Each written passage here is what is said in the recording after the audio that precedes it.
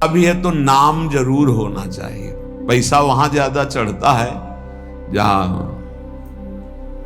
अमुक भक्त ने, ये अमुक जिले के हैं, 500 रुपया भगवान की भेंट की, भगवान इनका मंगल करें, लड़का बच्चा सुखी रखे, दूसरा फिर 500 निकाल के दे। और जहां ये नाम नहीं होता, जय हो महाराज, बस नाम हो तो दाम। एक भगत जी आए थे हितधाम में, वो समाचार पत्र के कोई अधिकारी थे, दैन्य अवस्था देख के कि भिक्षावृत्ति, पानी की समस्या, बाल्टी भर के इधर, उनका एक हैंड पैप लगवा दें। 2-4 बार आए थे, उनका देख लो, अच्छा हो जाएगा, कई साधक हैं, उनको सुविधा हो जाएगी। बोले पर हैंड पैप के ऊपर एक प्लेट लगेगी, पत्रकार अमुक अमुक अमुक, जहां से पानी निकलता है उसी के ऊपर ऐसे एक प्लेट लगवा देंगे और अपना नाम लिख दे। हम कहा ये तो स्वभाव के विपरीत है, ऐसा तो नहीं हो सकता। बोले फिर हैंड पैप नहीं लगेगा, तो उनको कोई जरूरत नहीं है, नहीं लगवाया। मतलब केवल प्लेट के लिए वो साधु सेवा का भाव नहीं था, केवल प्लेट के लिए। एक वो बहुत अकिंचन भाव था। बोले एक पंखा लगवा दे, गर्मी है, वो इसे जरूरत है नहीं, पर आप देख लीजिए। तो बोले बस इतनी कृपा है कि पंखे की पंखुड़ी में थोड़ा नाम हो। आजकल बड़े लोग कृपालु हैं, पूरा पता आप देख लो पंखे में, फोन नंबर, गांव, पूरा सब नगर। अब ये तो कहो जगह ले ले, पहले बाप बाबा की पर पूरा उसी में लिख दे।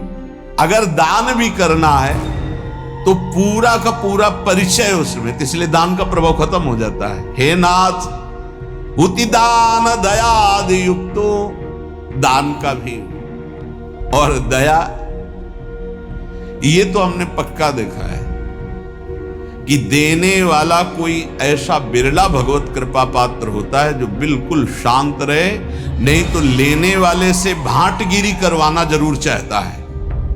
धन्यवाद, आप जैसा दानी कहां प्रभु, आप जैसा बहुत देखे लेकिन आप जैसा और बताना महाराज। ओ अगर नहीं तो नहीं, ये पक्का समझो। सम्मान और दान दोनों में भेद है। दान दे के सम्मान पाना, दान दे के नाम लिखवाना, दान दे के वाहवाही होना, दान दे के मैक से पुकारा जाना, यही हो गया तुम्हारा, कुछ नहीं मिलना। दान का मतलब होता है कि आपका किया हुआ शुभ कर्म कोई न जाने, आप कभी किसी से न कहे, उसे दान कहते हैं। शुभ कर्म किया और भूल गए, कहीं नहीं बताया। अगर कभी कोई कहे भी कि देखा हमने आपको, आपने, अरे वो किसी और का था, हमारा थोड़ी था, हम तो एक निमित्त मात्र, किसी ने दिया था, वो तो ऐसे, किसने दिया था, तो दियम वस्तु गोविंदम, कहीं अहम नहीं, बचा ले गया अपने आप को। तो नाथ ऐसा हम दान भी नहीं किए और दयादि युक्तो, किसी पर दया भी नहीं किया। ज्ञानस्य साधन गणो न विवेक मुख्य, जो ज्ञान मोक्ष पदवी प्रदान करता है उसकी कभी कोई साधना नहीं की। और प्रभु ज्ञान के बिना अज्ञानी का कल्याण कैसे हो सकता है? इसलिए दीन बंधु हमें तो एकमात्र भरोसा रह गया आपकी शरण में। सत्संगतिर्हि विदिता तव भक्ति हेतु, साप्यद्य नास्ति बत पंडित मानिनो में, तामंतरेण नहि सा क्वच बोध वार्ता, तस्मात् त्वमद्य शरणं मम दीन बंधु। प्रभु आपकी प्राप्ति का स्वतंत्र सिद्ध उपाय है सत्संग। स्वतंत्र और सिद्ध, स्वतंत्र ये किसी के अधीन नहीं, सत्संग मात्र आपको भगवत प्राप्ति करा देगा यदि बात मान लो तो।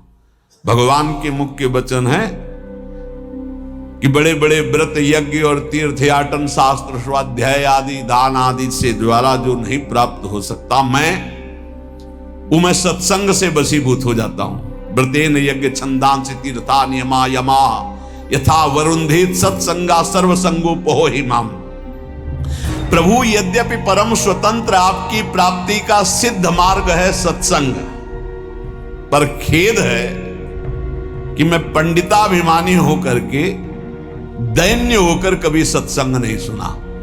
सत्संग सुनना पर दैन्य होकर, आग्रह छोड़कर जो कहा जा रहा है उसे गौर से सुनो और अपने जीवन में देखो। भगवान शंकर को क्या जानना है, लेकिन काकभूषुंड जी के यहाँ जाते हैं, नीचे बैठ करके हंस रूप में वो कथा सुनते हैं। काकभूषुंड जी ऊपर आसन में बैठकर बोल रहे और भगवान शंकर नीचे बैठकर सुन रहे।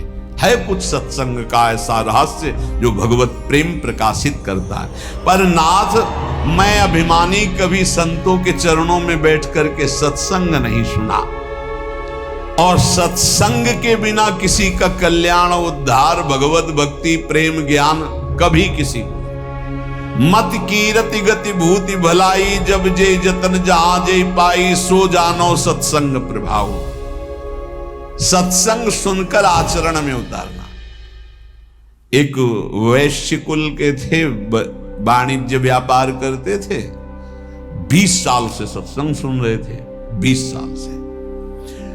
अब एक दिन उनको कहीं किसी ब्याह निमंत्रण में जाना था, तो अपने लड़के से कहा कि हमारा नियम है सत्संग में रोज जाना, जाओ सत्संग सुनो, 2 दिन बाद हम आएंगे।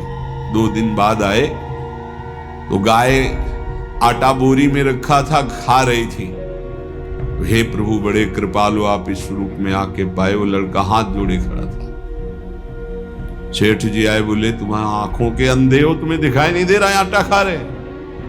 तो उनका आज सत्संग में सुना था कि गऊ यदि आ जाए और वो कुछ खाने लगे तो पहले कुछ खा लेने दे, फिर भले हटाए, तुरंत नहीं हटाना। अरे बोले 20 साल से सत्संग सुन रहा हूं, पाई भर फर्क नहीं पड़ा, 2 दिन में तुझे फर्क पड़ गया। अरे सत्संग सुना जाता है केवल, बस ऐसा सत्संग कल्याण नहीं करता। वो कह रहे 20 साल से सुन रहा हूं, कोई फर्क नहीं पड़ा, तेरे को 2 दिन में फर्क पड़ गया कि गाय कैसे? अरे पंडित जी बोलते रहते, संत जन बोलते रहते, जाकर सुन लिया। ऐसे सत्संग नहीं सुना जाता। बोले सत्संग हो रहा, चलो साधु महात्माओं को 5 मिनट बैठ लेते हैं। सत्संग का मतलब होता है जो सुना, श्रोता सोई परम सुजान सुनत चित रति करे। बड़ी कृपा से सत्संग मिलता, उसको अपने आचरण में उतारना चाहिए। कह रहे प्रभु, सत्संग तरहि विदिता तव भक्ति हेतु, आपकी प्रेम लक्षणा भक्ति प्रदान करने वाला सत्संग, आपका ज्ञान प्रदान करने वाला सत्संग, पर साध्यप्यद्य नास्ति बत पंडित मानिनों में। ये मैं अभिमानी जीव अपने को बड़ा ज्ञानी मानकर कभी संतों के चरणों में बैठकर सत्संग नहीं सुना। तामंतरेण नहीं सा क्वच बोध वार्ता। अगर संतों का संग नहीं हुआ तो बोध कैसे हो जाएगा? इसलिए नाथ, अब एकमात्र आपकी शरण में हूं, आप मुझे बचा लीजिए। दृष्टिर्न भूत विषया समिता विधाना, वैषम्यमेव तदियं विषयी करोतु, शांति कुतो मम भवेत् समता न चेत् स्यात्, तस्मात् त्वमद्य शरणं मम दीन बंधु। प्रभु, मैं किसी से निष्काम मित्रता नहीं की। दोस्ती काहे की होती है आजकल? दोस्त के सुख को लेने की, बस इसी बात की दोस्ती होती है। और दोस्त किसे कहते हैं? कुपथ निवारी सुपंथ चलावा। दोस्त का परिचय जो कुपंथ से हटा करके सुपंथ में चलावे। दोस्त वो है, हमारी दोस्ती की कसम, अगर तुमने गलत आचरण किया तो आज के बाद हम मिलेंगे नहीं, तुमसे बात नहीं करेंगे। ऐसा दोस्त होता है कुपंथ निवारी सुपंथ चलावा। लेकिन ऐसे दोस्त तो भगवान की कृपा से मिलते हैं, जो निष्काम हमसे दोस्ती करें, हमारे किसी भी सुख को देखकर उसके भोगने की इच्छा न रखकर जो हाथ मिलाए उसे दोस्त कहते हैं। और जो कुछ सुख आकांक्षा से दोस्ती की जाती है वो दोस्ती नहीं होती, वो स्वार्थ होता है। आज स्वार्थ के खेल को दोस्ती माना जाता है। प्रभु, हमारे हृदय में कभी आपको लेकर प्रसन्नता प्रकट नहीं हुई, भोगों को लेकर हुई प्रसन्नता। इतना रुपया आ गया, इतनी गाड़ी आ गई, ये व्यवस्था हो गई, ये आपको लेकर प्रसन्नता नहीं हुई। प्रभु, इसी के कारण कभी पाप से मन हटा नहीं, पाप करता रहा। दीन बंधु, अब दुर्गति पक्की है। अगर आप न बचाओगे तो दुर्गति पक्की, क्योंकि ऐसे हमसे आचरण बने हैं। नाथ पापेनुपेक्षणवतो मम मुत कथम स्यात्। जब हमारी पाप की उपेक्षा नहीं, पाप ही कर रहे, तो हमारा कल्याण कैसे हो सकता है। नेत्रादिकम मम बहिर्विषयेषु शक्तम नान्तर्मुखम भवति तान विहाय तस्य क्वान्तर्मुखत्वमपहाय सुखस्य वार्ता तस्मात् त्वमद्य शरणम मम दीन बंधु। ये इंद्रियां बहिर्मुख भाग रहे, कभी अंतर्मुख नहीं हुई, और अंतर्मुख हुए बिना भगवत प्राप्ति का रास्ता नहीं मिलता। सर्वात्मना न विसृजेत बहिरिंद्रियाणि। एक इंद्री फंसाकर पूरा जीवन नष्ट कर सकती है। अजामिल ने केवल यही एक इंद्री, नेत्र इंद्री से देखा व्यभिचार हो रहा, पूरा जीवन व्यभिचारी बना दिया। नेत्र इंद्री ने सौभरी जी की चूक कर दी और देखा मछली के मैथुन को, पूरा जीवन 50 ब्याह किए, और जो पूरी इंद्रियां बाहर किए उनकी दुर्दशा क्या होती होगी, लिखने लायक नहीं है। प्रभु नेत्रादिकम मम बहिर्विषयेषु शक्तम, सारी इंद्रियां बाहर घूम रही विषयों में आसक्त। नान्तर्मुखम भवति तान विहाय तस्य, कभी एक मिनट के लिए अंतर्मुख नहीं हुई। क्वान्तर्मुखत्वमपहाय सुखस्य वार्ता, जो अंतर्मुख नहीं हुआ वो भगवद आनंद को क्या जाने। नाथ ऐसे पुरुष की तो दुर्गति ही होती है। अब तो केवल एकमात्र आपके चरणों का सहारा है। त्यक्तम गृहाद्यपि मया भवताप शांतहि नासीदशो हृदो मम माययाते साचाधुना किम विधास्यति नेति जाने तस्मात् त्वमद्य शरणम मम दीन बंधु। भगवान, कभी मुझे ऐसा नहीं लगा कि संसार दुखमय है, कभी ऐसा नहीं लगा कि ये संसार छूटेगा। देखो सबको ऐसा ही लगता है, ये शरीर सत्य है, पत्नी सत्य है, पुत्र सत्य है, मकान सत्य है, एक सेकंड में सब छूट जाता है। आंख मुंदी, शरीर भी गया, सब छूट गया। कभी ऐसा अगर लगता तो इसका अंदर से त्याग करके आपका भजन करते, लेकिन कभी ऐसा नहीं लगा कि संसार दुखमय है, ये पुत्र परिवार आदि सब मुझे छोड़ देंगे, कभी ऐसा नहीं लगा। ये ऐसा क्यों? क्योंकि मेरा मन गंदा हो गया, मलिन हो गया, आपकी दुरंत माया में फंस गया। वैसे प्रभु मैं बहुत अशांत और दुख को भोग रहा हूं। इस समय क्या क्या दुर्दशा होगी ये मैं सोच रहा हूं, क्योंकि मेरे द्वारा ऐसे आचरण हुए हैं। किसी ने एकांतिक में प्रश्न किया कि मेरे द्वारा गलती नहीं हुई, फिर भी उसका मुझे दंड मिल रहा है, क्या भगवान क्या न्याय है?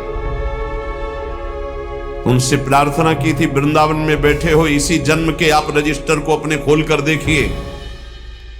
ऐसे पाप किए हैं जिनका दंड नहीं मिला, गुप्त हो गए हैं, ना आपने प्रायश्चित किया, ना क्षमा मांगा है, तो वो कर्म कहां से आपको भोगने को मिलेंगे? ऐसी जगह फंसाएंगे जहां 100 में 100% आप निर्दोष हैं, पर आपको दंड भोगना होगा। ये वही दंड है जो 100% पाप हुआ था, कोई नहीं जाना, आगे क्रॉस करके निकल गए, वो गुप्त हो गया। वो गुप्त नहीं हुआ, वो बढ़िया सज सजा के तुम्हारे आगे परोसा जाएगा। वो आएगा और ऐसी जगह दंड देगा जहां आप कसम खाओगे कि मैं निरपराध हूं, पक्का माना निरपराध हो, लेकिन वो अपराध आपको वहां दंड देगा। हमारे भगवान के न्याय में कहीं किंचन मात्र न चूक होती है, न मिलावट होती है, और न वहां घूस चलती है, न वहां वकालत चलती है। इसलिए ये डर ही डर हरिवंश सहित जिनो भ्रमय गुण सलिल पर जे नामन मंगल लोग तिहूं सुहरि पद भजु न विलंब करी। प्रभु उस समय समझ में नहीं आया और क्या क्या पाप कर बैठे। अब लगता है डर कि अब दुर्गति होगी। तो दीन बंधु एकमात्र आपकी शरणागति ही है जो मुझे बचा ले। प्राप्ता धनम गृह कुटुंब गजा स्वदारा राज्यम यदैहिक मठेन्द्र पुरश्च नाथ सर्वं विनश्वरमिदं न फलाय कस्मै तस्माद्वमद्य शरणं मम दीन बंधु। हे दीन बंधु, पूर्व पुण्य से धन मिला, सुंदर स्त्री मिली, घर मिला, परिवार मिला, संपत्ति मिली, ऐसा हम समझ बैठे कि हम तो इंद्रपुरी के राजा हो गए। नाथ, इन नश्वर वस्तुओं को सत्य मानकर कभी आपका भजन नहीं किया और इनमें फंसा हुआ पूरा जीवन निकल गया। अब नाथ, अंतिम समय आ रहा है तो अब पछतावा हो रहा है। एकांतिक में एक बहुत ही व्यवहार कुशल, ऐश्वर्य संपन्न, भगवान की बड़ी कृपा है कि अपने अपने हृदय की जब बात रखते हैं तो शास्त्र प्रमाणित हो जाता है। उन्होंने कहा मुझे कोई चाह नहीं, बस एक भय सता रहा है, सब कुछ मिला भगवान ने दिया है, कि जो जो मैंने एकत्रित किया सब छूटेगा, मैं मरूंगा। अब क्या उपाय है मेरे इस भय के नाश का? ये भय हर समय बढ़ता जा रहा है और मैं बहुत परेशान हूं कि मेरे पास सब कुछ है, पर अब क्या करूं? ये भय लग रहा है सब छूटेगा, मैं मरूंगा। अब क्या उपाय? उनका इसी का उपाय करने के लिए ये मानव देह मिली कि मरने से सब जग डरा, मेरो मन आनंद, कब मरी हो कब भेटी हो पूरन परमानंद। अब भी समय है, हरि भज ले, अब भी समय है। तो नाथ, मुझे धन मिला, स्त्री मिला, मकान मिला, परिवार मिला, रुपया, सब वैभव, लेकिन अपने को राजा, अपने को सुखी मानकर कभी आपकी शरण में नहीं गया, भजन नहीं किया। अब डर लग रहा है अंतिम समय, मन पछितई है अवसर बीते। क्यों? ये सुत बनितादि जान स्वार्थ रत ना करो नेह सभी ते अंत ही तो तजेंगे पामर तू न तजय वहीं ते। अंत समय में जो खर्चा चाहिए था, जहां जाना वहां पर पास चाहिए था परिचय, वो तो है नहीं, वो भागना पड़ेगा यहां से। समय पूरा होने पर काल यहां एक सेकंड भी नहीं टिकने देगा, सब छीन लेगा। तभी सबको मृत्यु से भय लगता है, लेकिन वो भयभीत नहीं होता जिसके पास पैसा है। परम धन राधा नाम आधार, पास है भाव देह का। मैं सहचरी में गोपी में दास में सेवक, जो भाव का वो मस्त रहता, शरीर छूटेगा अपने प्रभु के पास जाएंगे। तो नाथ, ये तो अब अंतिम समय हमें डर लग रहा है कि मरूंगा, तो आपकी ही शरणागति एक बचा सकती है। हे नाथ, ज्ञानम यथा मम भवेत कृपया गुरूणाम सेवाम तथा न विधिना करवम हि तेषाम सेवा पिशाधनतया विदितास्ति चित्ते तस्मात् त्वमद्य शरणम मम दीन बंधु। प्रभु, ये हमने शास्त्रों में सुना है कि गुरु सेवा से ही भगवत प्राप्ति होती, गुरु सेवा से ही भगवत प्राप्ति के साधन प्राप्त होते हैं। पर नाथ, मैंने कभी गुरु का सेवन नहीं किया। भवेत कृपया गुरूणाम, सब साधनाएं गुरु की कृपा से जागृत होती है, लेकिन मैंने कभी नहीं किया। भगवान, गुरुजनों की सेवा की तो बात जाने दो, उनकी कृपा प्राप्ति की तो बात जाने दो, गुरुजनों का कभी आदर नहीं किया। ये बड़ा दुर्भाग्य होता है जिनको संत समागम मिले, गुरुजन मिले और वो उनके वचनों का आदर करके भगवत प्राप्ति के मार्ग में ना चलें, मानो बिल्कुल मोक्ष पदवी के नजदीक आकर फिर लौट करके माया में गिर गए। ज्ञानम यथा मम भवेत कृपया गुरूणाम, शास्त्र कहते हैं कि ज्ञान का प्रादुर्भाव, साधना की उन्नति गुरु कृपा से होती। सेवाम तथा न विधिना करवम हि तेषाम, कभी ऐसे गुरुदेव की मैं विधि पूर्वक सेवा नहीं की, उनकी आज्ञा का पालन नहीं किया। प्रभु, मन में जाने अनजाने में कैसे कैसे अपराध बने दीन बंधु। अब लगता है मेरा उद्धार नहीं होगा, पर एक रास्ता दिखाई देता कि यदि आप कृपा कर दो, मैं आपकी शरण में, तो अब भी मेरा कल्याण हो सकता है। तीर्थादि सेवन महो विधिना हि नाथ, ना कार्येन मनसो मम शोधनम स्यात्, शुद्धिं विना न मनसो वगमापवर्गो तस्मात् त्वमद्य शरणं मम दीन बंधु। बिना तीर्थ आदि के सेवन से मन पवित्र नहीं होता, भजन में मन नहीं लगता, इसीलिए करना पड़ता है। किसी ने प्रश्न किया था एकांतिक में कि भगवान कण कण में वास करते तो तीर्थ जाने की आवश्यकता क्या है, हर कण में भगवान है। ठीक, तुम रोज गंदे नाले में डुबकी लगा लिया करो, भगवान तो सर्वत्र हैं। फिर गंगा यमुना में डुबकी लगाने की जरूरत नहीं है, तो कैसे लगा लेंगे, इसमें कैसे? गंगा जी तो गंगा जी है ना, गंगा जी। हरिद्वार तो हरिद्वार है। क्या सिनेमा घर में 3 घंटे बैठने के बाद आप पवित्र हो जाते हैं और 3 घंटे गंगा किनारे बैठ के राधा राधा पवित्र हो जाओगे? कैसी बुद्धि है भैया। गाय के पूरे शरीर में दूध है, लेकिन दूध का स्थान बनाया गया है। वहां बछड़ा जब पिन्हाएगा ऐसे के तो गाय पूरा दूध उतार देगी। ये तीर्थ स्थान भगवान के साक्षात स्वरूप है। भगवान सर्वत्र विराजमान है। मेहंदी के पत्ते में लाली की तरह पूरा पत्ता खोल के देख लो, एक बूंद लाली मिले तो बताना। लेकिन प्रक्रिया है, उसे पीस के लगाओ हाथ में, थोड़ी देर बाद लाली आ जाएगी। कण कण में विराजमान भगवान को प्राप्त करने की प्रक्रिया है। उसी प्रक्रिया में आता है काशी जाओ, उज्जैन जाओ, द्वारिका जाओ, नहाओ, स्नान करो, तप करो, भजन करो, स्वाध्याय करो, तुम्हारा हृदय पवित्र होगा। ये जो ज्यादा ज्ञान बघारते हैं इनकी बड़ी दुर्दशा होती है। पक्का स्थान है, जब उन स्थानों का सेवन करोगे और तप करोगे और दृष्टि बदलेगी, तब सर्वत्र वासुदेव, तब वासुदेव का अनुभव होगा। विद्या विनय संपन्ने ब्राह्मणे गविहस्तनी स्वनीचय सुपाके चा पंडिता समदर्शिना। ये ब्रह्म ज्ञान बिन नारी नर करे न दूसरी बात, कौड़ी लागी लोभ वश करें विप्र गुरु घात। मन मानी आचरण करते, सुन लिया कि सर्वत्र भगवान है तो तर्क उपस्थित कर दिया। फिर काशी जाने की जरूरत क्या, तीर्थ यातन की जरूरत क्या है? ककारा पढ़ोगे, मात्रा पढ़ोगे, तब शब्द बोलना आएगा। आज जो है हम सीधे ऊपर की बात करते, नीचे से चलना ही नहीं आता है। ये एक स्थिति होती है उपासक की, जब देह भाव शून्य होती, भगवदाकार वृत्ति होती है। मनमानी आचरण करना, मनमानी तर्क उपस्थित करने से भगवत प्राप्ति नहीं होती। देखो शास्त्र कह रहा है, तीर्थादि सेवन महो विधिना ही नाथ। आप ईमानदारी से बताओ, यहां बैठे हो, जो तुम्हारे यहां भाव बन रहे हैं वृंदावन में, वो भला तुम्हें और जगह कहीं प्राप्त होते हैं? बताना। यहां के भाव लेके जाओगे तो और जगह भी भाव में बने रहोगे, लेकिन यहां का वायुमंडल आप ईमानदारी से देखना, क्या यहां के वायुमंडल की समानता आप कहीं कर सकते हो?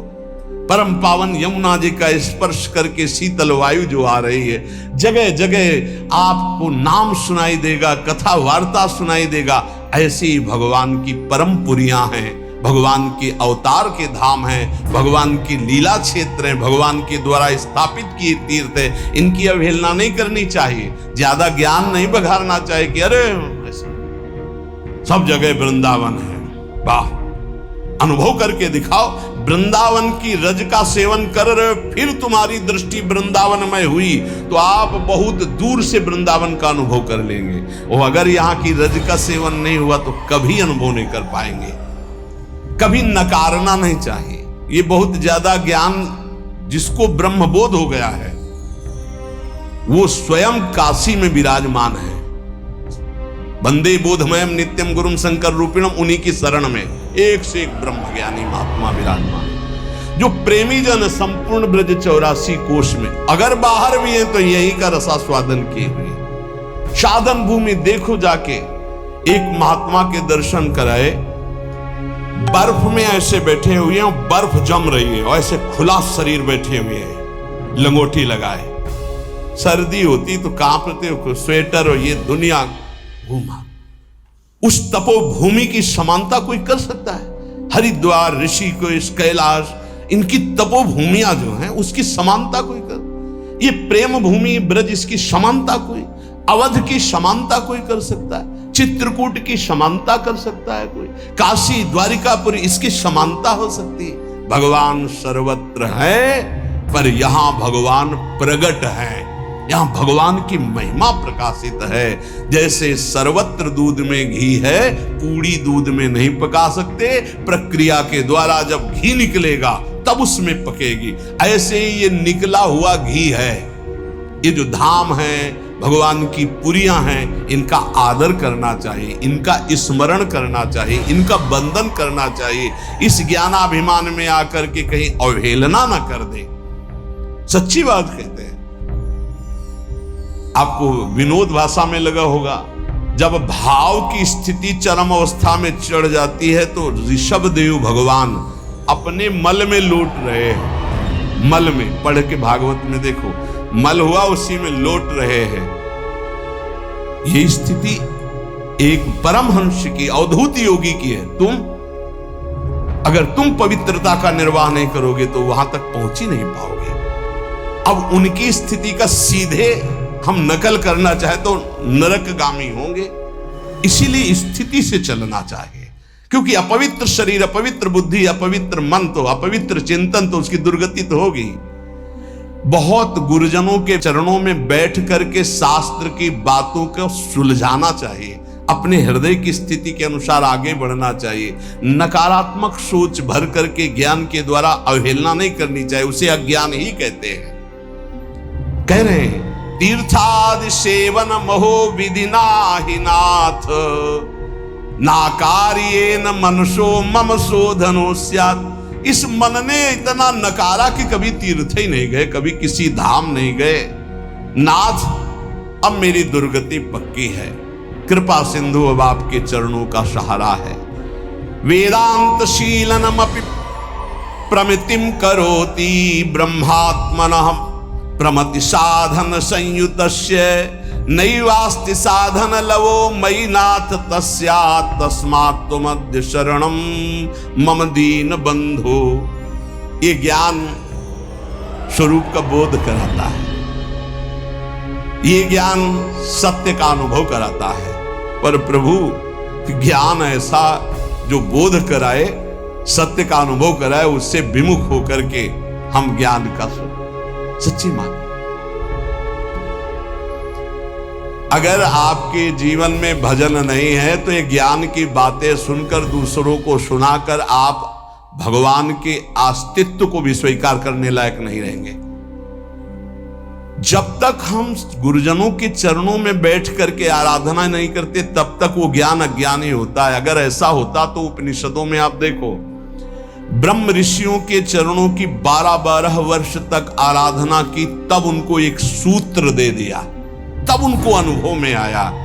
आज मनमानी आचरण करते हैं और ज्ञान की बातें सुन करके भगवान की आराधना, तीर्थों का, धामों का, नाम का, रूप का, लीलाओं का, इनका खंडन करते हैं। पता नहीं भगवान की कैसी विचित्र माया है, कौन सा ज्ञान प्राप्त हो गया। ब्रह्मात्मना प्रमति साधन संयुतस्य, ये ज्ञान ब्रह्मात्म बोध के लिए है। ये भगवान की अवहेलना, तीर्थों की अवहेलना, या नाम की अवहेलना, या ठाकुर जी की सेवा पद्धति की अवहेलना, इसके लिए नहीं है। देखो, अगर ऐसा होता तो भगवान श्री राम रामेश्वर रूप में शंकर जी की आराधना कर रहे हैं, भगवान शंकर हनुमान जी के रूप में राम जी की आराधना कर रहे हैं। इनसे बड़ा कोई ज्ञान नहीं है। आजकल ज्ञान होता है तो सीधे भगवान की आराधना की अवहेलना करना शुरू। स्वयं परम ज्ञानी भगवान शंकर ज्ञानी नामक गण्यम हनुमान जी का रूप रख के राम जी की सेवा में राम जी रामेश्वर जी की सेवा कर रहे हैं। सेवा भगवान स्वयं कर रहे हैं, जो ज्ञान स्वरूप है, बोध स्वरूप है। इसलिए ऐसे ज्ञानी की चर्चा ना सुने जो नाम की अवहेलना, रूप की अवहेलना, ध्यान की अवहेलना, सेवा की अवहेलना, तीर्थों की अवहेलना, भगवत भाव की अवहेलना करे। आजकल ऐसे ज्यादा पाए जाते हैं जो भगवान से विमुख करने वाली बात कही जाती है। इसलिए सावधान होकर कानों में वही शब्द पड़े जिससे दीन बंधु भगवान की आराधना बन जाए और भगवत प्राप्ति हो जाए। ज्ञान क्या है? बोले वेदांत शीलनमपि प्रमतिम करोति ब्रह्मात्मना प्रमति साधन संयुक्त। ये वेदांत शील जो ज्ञान है ये मनन करके आत्मस्वरूप को प्राप्त करने के लिए, आत्मस्वरूप आत्मबोध के लिए है। नैवास्त साधन लवो मयि नाथ तस्या तस्मात् त्वमद्य शरणम मम दीन बंधु। हे हरि, मेरे में अब कोई साधना नहीं बची, मैं बहुत नीच हो गया हूं, कोई साधन नहीं, मैं आपकी शरण में हूं। आज इस शरणागति का भाव इसलिए सुनाया कि इसको मनन करो। सब साधनों का सार भगवान की शरण में होकर नाम जपना है।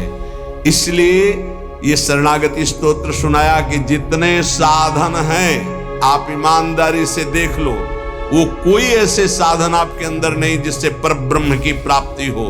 तो एक उपाय है, तस्मात् त्वमद्य शरणम मम दीन बंधु। हे दीन बंधु प्रभु, मैं आपकी शरण में हूं और इसका फल है राधा राधा राधा राधा।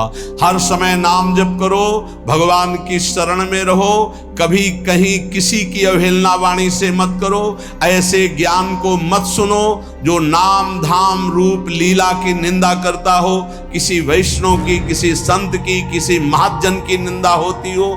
ये सब अज्ञान के ही लक्षण हैं। ज्ञान में एकमात्र श्री भगवान गुरुदेव परब्रह्म परमात्म तत्व आत्मबोध, ये चर्चाएं होती, इनकी चर्चाएं होती। निंदा स्तुति अवहेलना ये सब नहीं। जितने तीर्थ हैं तीर्थपाद भगवान स्वयं प्रकाशित हैं। अभी आपने महिमा देखी नहीं है, अभी वो स्थिति नहीं है। एक एक तीर्थ का स्वयं भगवत स्वरूप अपना प्रभाव है। इसलिए कभी सौभाग्य मिले तो तीर्थों में जाओ, तीर्थों की अवहेलना मत करो। ये एक एक साधन आचार्यों के द्वारा सुदृढ़ बनाया हुआ मार्ग है जिससे भगवान की प्राप्ति होती। किसी एक साधन को पकड़कर चलो, दूसरे साधन की निंदा मत करो, तो आपका साधन बढ़ेगा और भगवत प्राप्ति करा देगा। ये कलयुग है, इसमें और कोई साधना बने बड़ा मुश्किल। इसलिए हरि शरणम, हरि की शरण में होकर राधा राधा राधा, परम मंगल हो जाएगा। प्रार्थना मान लो, बस नाम नाम कलयुग केवल नाम आधारा, सुमिर सुमिर नर उतरहि पारा। नाम जप करते रहो, कानों को बचा के रखो, मन की चिंता मत करो। जहां जा रहा है तुम केवल मत जाना, तुम स्वीकृति मत देना, ये हार जाएगा, तुम जीत जाओगे, क्योंकि तुम्हारे साथ प्रियाजू हैं और ये कहां ले जाएगा जब तक स्वीकृति नहीं होगी। खूब बादशाह हो, बादशाह हो।